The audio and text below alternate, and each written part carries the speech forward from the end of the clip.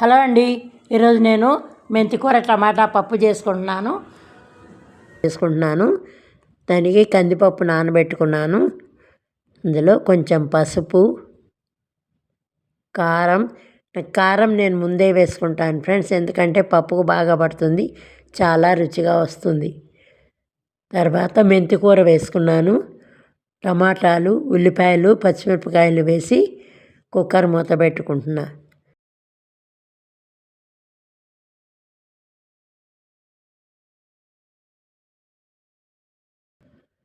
కొంచెం చింతపండు వేసుకోవాలి.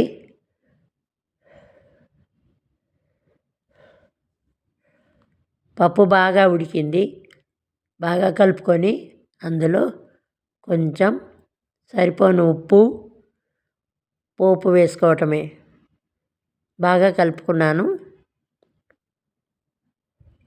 పోపు వేసుకోవటమే. మెంతికూర టమాటా పప్పు రెడీ. ఈ వీడియో నచ్చినట్టయితే please like, share and subscribe my channel. Thank you friends. Bye.